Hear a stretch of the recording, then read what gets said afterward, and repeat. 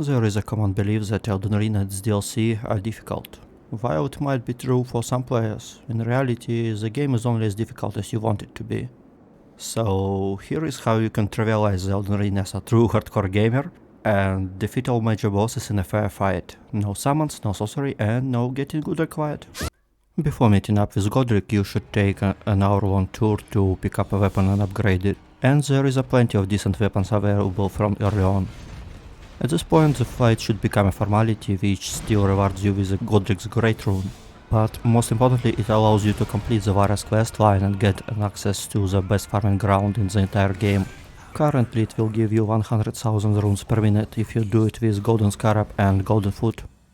It shouldn't take too much time for you to reach the comfortable 40 vigor and 80 strength by repeatedly annoying the big crow, and this stat should be more than enough to kill Radahn safely. If you want to trivialize this fight even more, level up your endurance to put on the 3 Sentinels set of armor, which is arguably the best set of armor in the entire game. All you have to do is to land few big hits on Radahn, who will likely die before even entering his second phase. And this victory will give you the third talisman slot and an access to the royal capital, where you should get the Mohg shackle you'll need for the next fight.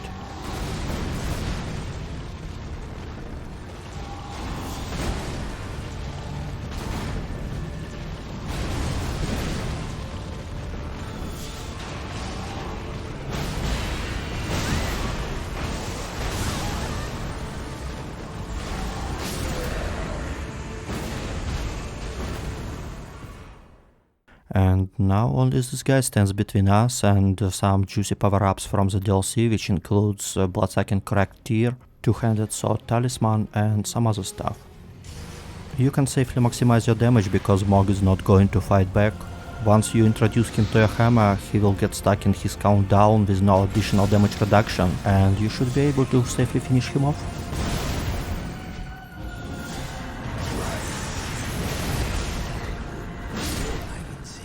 So I finished collecting my power-ups and it seems I might be too strong for this stage of the game. But when I think about it, the Giant Crusher might hit hard, but its charged attack feels uncomfortably slow and it can be dodged or interrupted a bit too often for my taste. And I don't really want to take this gamble.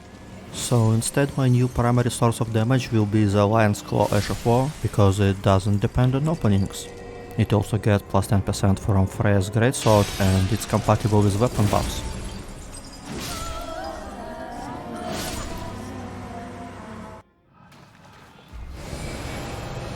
And to get 15% more damage I have to complete the Alexander quest line and get the Shard of Alexander, which means I want the Fire Giant dead. So I want you to maximize your DPS and ignore protection. The Fire Giant is not allowed to kill you this time.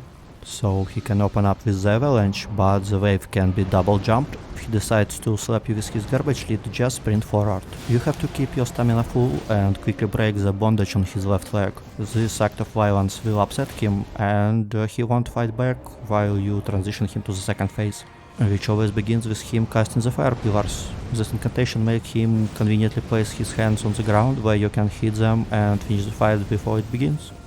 And in case you don't have enough damage to transition him to the second phase before he rolls away, you can just stance break him and continue hitting his leg. Maliketh has high resistances to every type of damage, and multi-hit attacks suffer from his damage reductions the most, so your weapon of choice has to hit fast and deal big chunks of damage. The second phase is the most dangerous, and you want to shorten it by breaking his stance right after the cutscene has finished. Be extremely aggressive and Maliketh will show an opening within first few seconds. Godfrey is not going to dodge or play tricks with you, so you can just finish him before he ends you. With Pickaxe and Spear Talisman you'll deal ridiculous damage to him and his stance will break on the third hit. You also want to have Freya's Greatsword with Sacred Order in your offhand for 21% additional damage. Radagon can be killed with just 2 hits, he allows you to make for free, but it takes a little more buffs than I usually use. If your fight takes longer than that, you may want to keep your physique with Stance Breaking Tear for the Elden Beast, but in any case you have to finish him fast before your buffs have expired. You may also consider using Crusade Insignia to get plus 15% damage buff for killing Radagon. And just like Radagon, the Elden Beast allows you to do 3 free hits at the beginning of the fight. If you don't want to chase the fucking scene around the arena, it's your main opportunity to break its stance and finish it off. You may also consider bursting it down with incantations like Pest Threats without breaking its stance. So with Sacred Relic Sword collected from the Elden Beast, the farming speed has doubled and we can switch to the quality build now. It doesn't really matter against Rykard because Serpent Hunter scales on strength alone, but it will be important later. What matters now is to grab the Serpent Hunter and travel away from boss arena to upgrade it. At the beginning of the second phase, you should use weapon skill to interrupt his spell and to amplify damage you deal to him, but except for that, it's not much to say about this fight.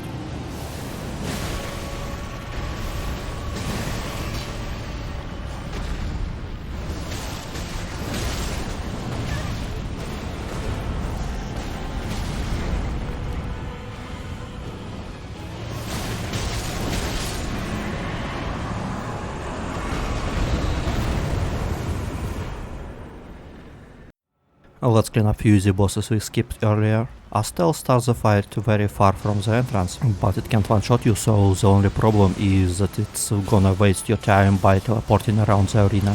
So your best option is to burst it down with any physical damage of your choice.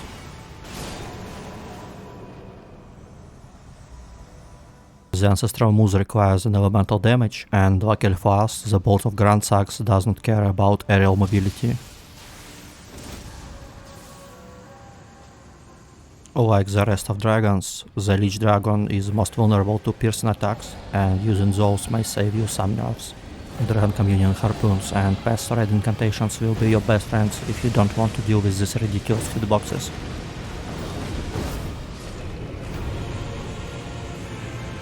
And let's return to the DLC. The Dancing Lion doesn't have much HP to begin with, and it should fold in an instant if you have level 12 of Skadutree Blessing.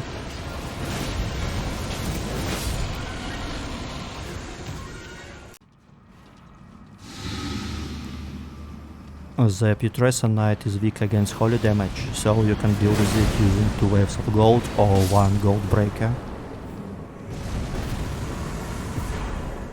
Gaius is also weak against the holy damage, but he can be a bit tricky because of his iframes and his piercing damage. The typical cheese strategy requires to get him stuck behind the wall, but I prefer to break his stance instead and skip the second phase entirely with 1 big critical hit.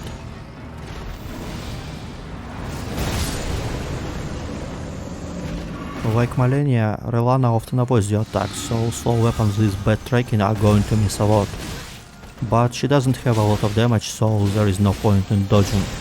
You can either break her stance or trigger her transition to the second phase to get enough free hits to finish the fight. And now we have to talk to her boyfriend.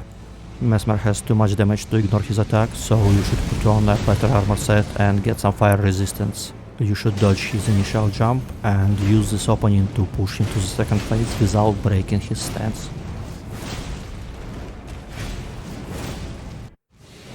After the cutscene, Messmer will show almost exact opening as he did before. After the cutscene, you'll get the exact same opening as before. You have to stay close to the place of his landing and break his stance before he recovers if you want to end this fight now. It should be enough to save you the trouble of roleplaying as a mouse and a snake.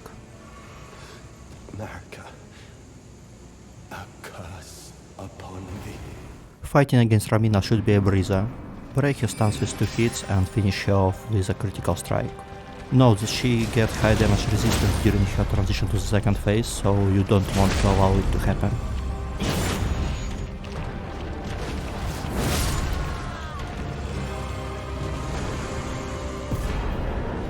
For the fight against Skadutree Avatars, my weapon of choice is One-Eyed Shield. This boss is vulnerable to the fire damage and headshot, so ranged fire attacks are perfect for this fight. I've also tried fire incantations, but the shields offer an advantage of protecting me while I'm charging the skill, so it won't get interrupted. And since every round ends up with the death of an avatar from a critical hit, you should also consider using Crusade Insignia and Blade of Mercy. Each will give you plus 15% damage for the second and the third rounds. You can also apply a shield grease to avoid the potential heartbreak, which will interrupt your skill charging, but it should not be an issue. The strategy works the same for every build because the damage of the skill does not scale from your stats.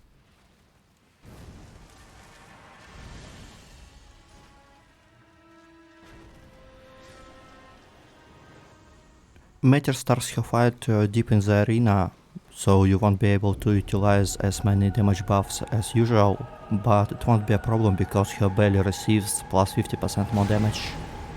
She's going to deal mostly physical damage, so you have to put on a heavy armor set and just face tanky attacks. You should break her stance before she transitions to the second phase and end the fight with one big critical hit. The follow-up attacks will deal full damage as well.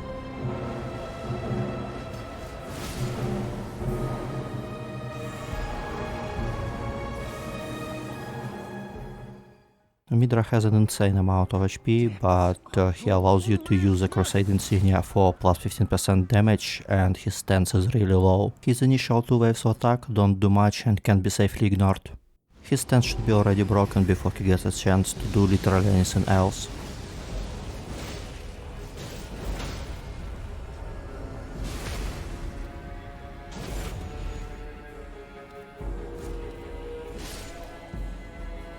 You should try to transition Bayle to his second phase as soon as possible, cause it turns him into a literal sitting duck with no damage reduction. Like with any other Drake, Bayle is vulnerable to the piercing damage, and Dragon Communion Grease will increase your damage output by additional 38%. And yeah, the special anti-Bayle weapon FromSoft gave us deals an incorrect damage type, so it won't do as good as you might expect it.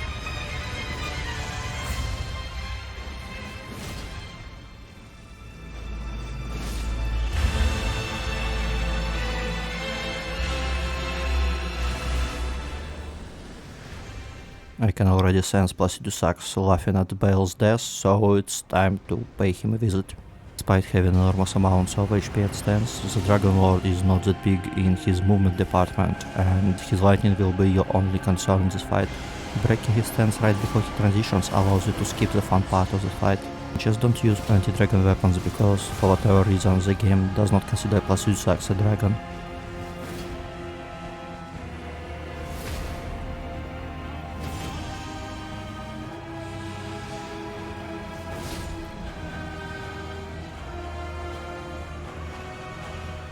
Malenia can be dangerous, and I'm not going to take any chances here. She has to be knocked down and executed with my strongest attack before she can get up. The transition to the second phase is long, so some of my buffs are going to expire. To compensate for it, I'm going to Frostbite Malenia and finish off with the same combo.